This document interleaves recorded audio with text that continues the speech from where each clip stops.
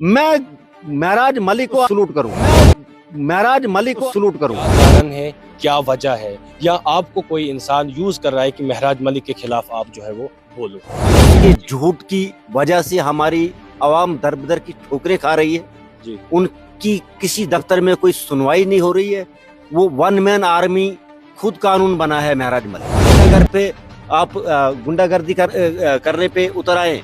ये कि आप डिप्टी कमिश्नर डोडा को दला और चोर बोले, वो फेसबुक एमएलए। ये मुझे जानते नहीं है, ये छोटे बच्चे हैं, दूध पीने वाले बच्चे हैं। इन पे मैं बात नहीं करना चाहता हूँ कि हमें तकलीफ इस चीज की है कि अब्दुल मजीद वानी जब 2002 में जीते थे डोडा में, उससे पहले के हालात क्या थे डोडा के। कुछ मरीद हैं महराज मलिक के जिनको बर्दाश्त नहीं होता कि वसीम सच बोल रहा है, लोगों की मुद्दे की बात कर रहा है, ये गुमराह कर रहे हैं पूरी आवाम।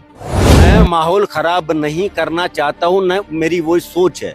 लेकिन जिस दिन महराज गुंडागर्दी पे उतर आया था, मैंने उसी दिन बोला था कि ये खुद कानून दी थी उसने कि मैं 48 घंटे में शॉट उठाऊंगा। वो आपके सामने सारी पिक्चर है।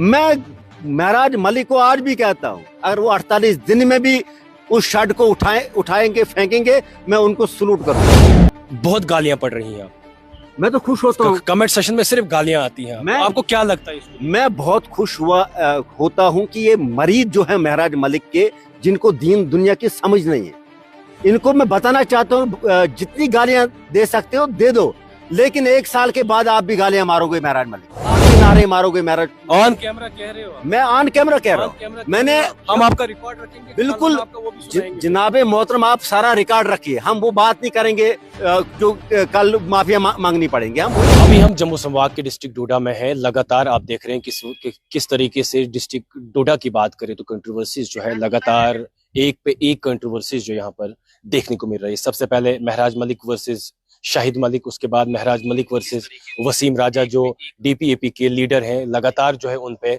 शिकंजा जो है वो कसते रहते हैं। आप बखूबी जानते हैं, हर जगह पे जानते हैं किस तरीके से। इस वक्त हमारे साथ खास बातचीत करने के लिए खुद वसीम राजा हैं जो डीपीएपी के लीडर हैं। इनसे जो है जानकारी लेने की कोशिश करेंगे। सबसे पहले वसीम, आप मुझे ये बताइए कि जिस तरीके से महराज मलिक की बात करेंगे तो महराज मलिक एमएलए हैं डोडा के। वाहिद एक शख्स जो है वो महराज मलिक के पीछे हाथ धो के पड़ा हुआ है, वो है वसीम राजा।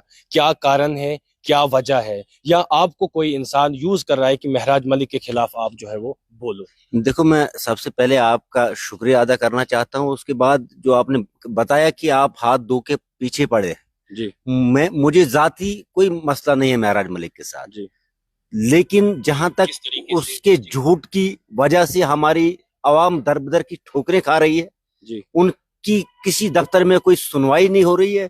वो वन मैन आर्मी खुद कानून बना है महराज मलिक जी। तो मैं इन चीजों पे उससे खफा हूँ क्योंकि जो इलेक्शन से पहले वो वादे किए थे लोगों के साथ, मैं बदलाव लाऊंगा। कौन सा बदलाव?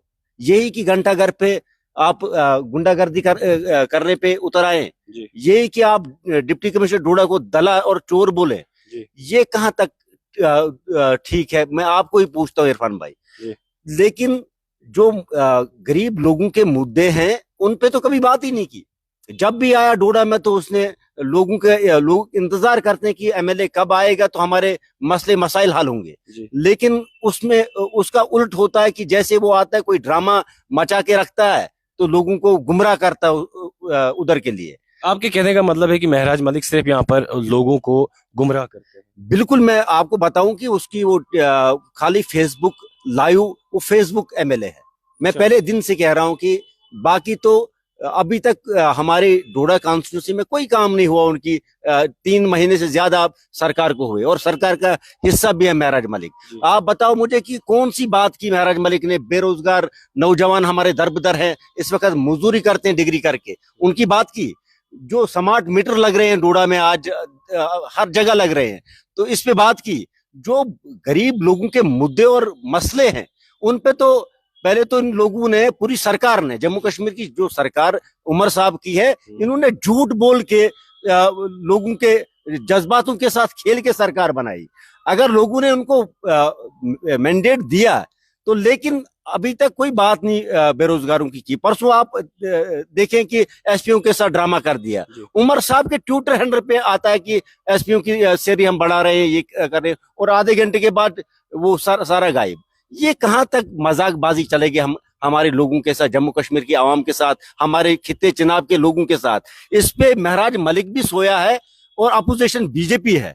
सुनील शर्मा से भी मैं गुजारिश करता हूं कि अगर आप अपोजिशन में होके भी लोगों की बात नहीं करते हो तो आपका हक नहीं है अपोजिशन में बैठने का। देखिए कमेंट सेशन में जो है इस वक्त कमेंट्स चल रहे हैं, वो कह रहे हैं आपको ये कौन सी तकलीफ है वो जो भी कर रहे हैं। देखो ये जो लोग, आप कौन होते हो, आपको कौन सी तकलीफ है, आप अपना काम करो। ये मुझे जानते नहीं है, ये छोटे बच्चे हैं, दूध पीने वाले बच्चे हैं, इन पे मैं बात नहीं करना चाहता हूं कि हमें तकलीफ इस चीज की है कि अब्दुल मजीद वानी जब 2002 में जीते थे डोडा में, उससे पहले के हालात क्या थे डोडा के।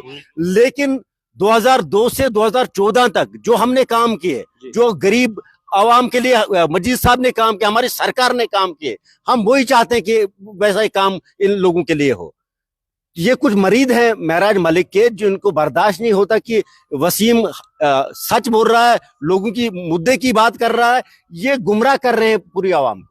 एक बंदा कह रहा है कि हम आपके साथ भी रहेंगे अगर आप काम करोगे। जनाब मोहतरम, लोगों ने मैंडेट, मैं इन्हीं भाई साहब को पूछता हूं कि आप लोगों ने मैंडेट महराज मलिक को दिया है, हम चाहते हैं कि जब तक वो 5 साल है वो काम करे। जहां वो गलत करेगा तो वसीम राजा अकेला खड़ा होके घंटी बजाएगा उसके लिए। मगर आप मुझे एक बात बताइए, ये भी तो एक सवाल है कि अगर हम यहाँ की बात करें तो यहाँ के एमएलए हैं महराज मलिक, उनके खिलाफ कोई और क्यों नहीं बोलता है? सिर्फ एक ही बंदा वसीम राजा क्यों बोलता है? क्यों क्या वसीम राजा को महराज मलिक से तकलीफ है? मुझे महराज मलिक से कोई जाती तकलीफ नहीं है, लेकिन मुझे तकलीफ इस चीज की है कि लोग सफर कर रहे हैं।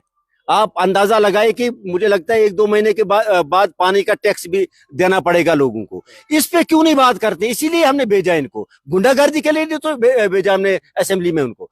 ये चीजें जो है लोगों की, मैं लोगों की हित की बात कर रहा हूँ, मुझे जाती मुफाद नहीं। अगर मैं करोड़पति बनना चाहता था, हम हुकूमत में रहे थे, मेरे लीडर जो आर्मी मिनिस्टर रहे थे, लेकिन मैं आज भी अपने बाप के उस पे घर में खाता हूँ और अपने बाप की कमाई हुई खाता हूँ।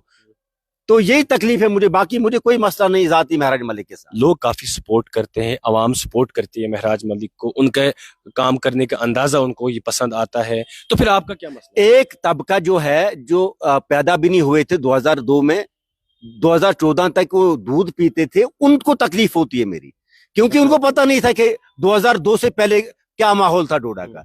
2002 से माहौल जो डोडा में था कि जो घर से बाहर निकलते थे, घर वालों को फिक्र होती थी कि ये घर वापस आएगा नहीं आएगा।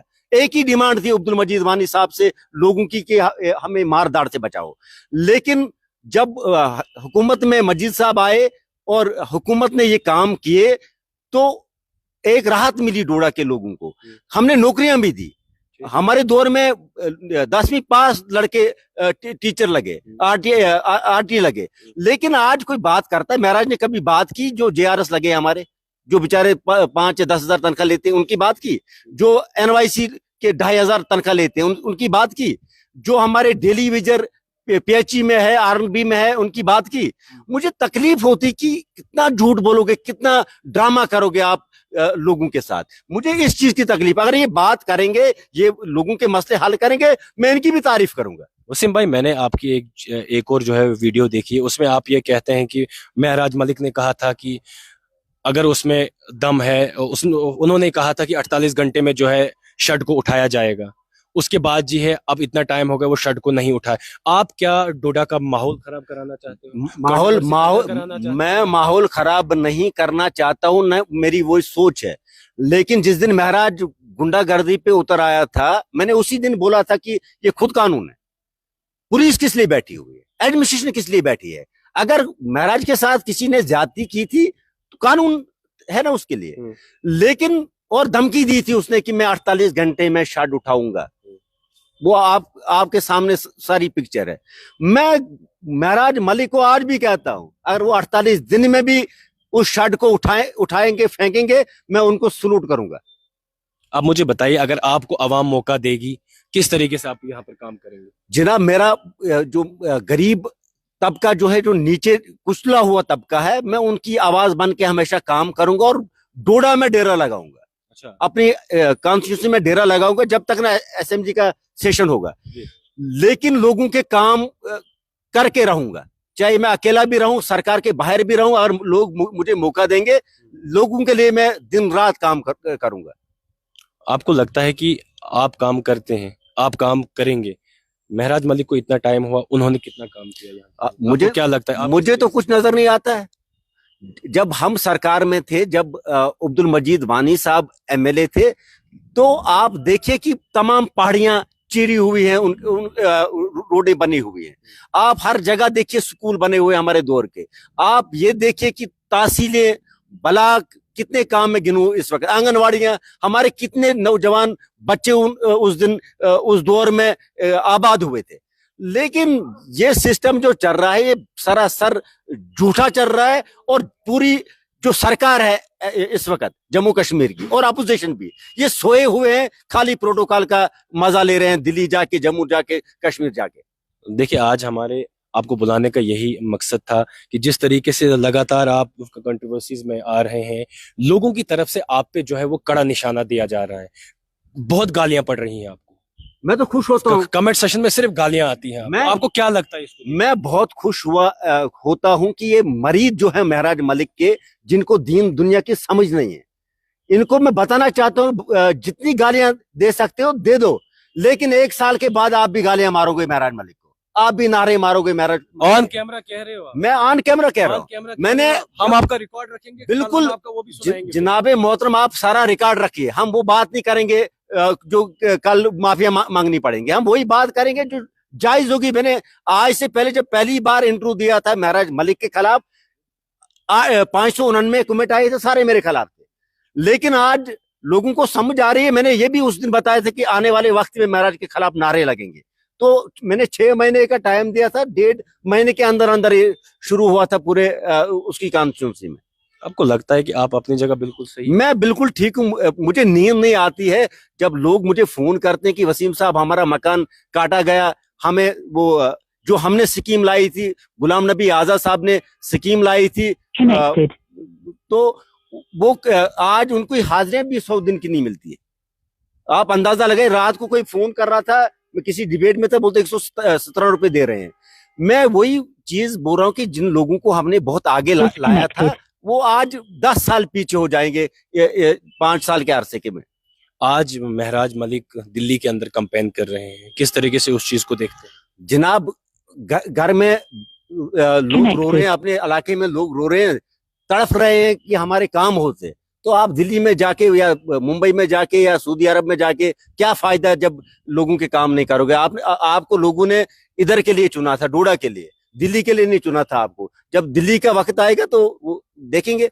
वसीम राजा किसके साथ है? शाहिद मलिक के साथ? महराज? मैं ना शाहिद मलिक के साथ हूँ, ना महराज मलिक के साथ हूँ। मैं गरीब लोगों के साथ हूँ, आज भी हूँ, जब तक जिंदगी है बोलता रहूंगा। चाहे महराज हो, बीजेपी हो, एनसी हो, कोई भी पार्टी हो, मैं बोलता रहूंगा उनके खिलाफ। जहां उनकी गलतियां होंगी, मैं उन गलतियों को दोहराऊंगा ऑन कैमरा। लोग कहते हैं जब इनकी हुकूमत 14 साल इन लोगों ने हुकूमत की, इन्होंने कौन सा काम? इरफान साहब, मैं आपको ही पूछता हूँ कि जब मजीद साहब 12 साल पीरियड में एमएलए रहे, मिनिस्टर रहे, तो आप बताइए मुझे कि देखो, मेरे कहने से उनको ज्यादा तकलीफ होती है। आप बताइए मुझे कि ये ऊपर बेउली एक इलाका पड़ता है, उधर तक रोड थी, आज रोड गादी पहुंचती है, लालदमन पहुंचती है, कोटी पहुंचती है, दशनान पहुंचती है, गुन्ना पहुंचती है। ये मजीद साहब की देन है। जो स्कूल बने हवा में आए थे, ये भी एक स्कूल बना है, हम मानते, हमने ये काम किए, हमने लोगों को रोजगार दिया है।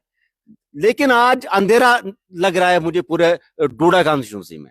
बहुत बहुत शुक्रिया वक्त देने के लिए। शुक्रिया आपका भी। चलिए, ये हमारे साथ वसीम राजा थे, डीपीएपी के लीडर हैं, वो काफी कड़ा बोलते हैं और अवाम के सामने हमने इनको लाया। जिस तरीके से अवाम के लगातार सवाल थे कि इनका कौन सा मसला है, ये क्यों महराज मलिक के पीछे पड़े हुए हैं। देखिए, हमारी तरफ से ये कोशिश रहती है कि अवाम तक हर वो बात पहुंचे, अवाम के सामने हर उस इंसान को लाया जाए जिसके साथ आप बात करना चाहते हैं। मैंने कमेंट सेशन जो है वो बिल्कुल ऑन रखा था, जितने भी मेरे पास सवाल आए वो मैंने उसी वक्त इनसे पूछे हैं। इनकी राय क्या है उस पर भी हमने बात की है, लोगों की राय क्या है, उनको इनके सामने लाया है कि लोग किस तरीके से आपको देखते हैं, लोगों के क्या सवालात हैं आप पे, आप किस तरीके से इस चीज को देखते हैं, आपकी राय क्या होगी इस सब पे। आप अपनी राय भी हमारे कमेंट सेक्शन में जरूर रखिएगा, क्योंकि आपकी राय हमारे लिए बहुत ही अहमियत रखती है। फिलहाल के लिए इतना ही, बहुत जल्द मुलाकात होगी एक नए एपिसोड के साथ। फिलहाल दीजिए इजाजत, आप देखते रहिए स्ट्रेट टाइम्स।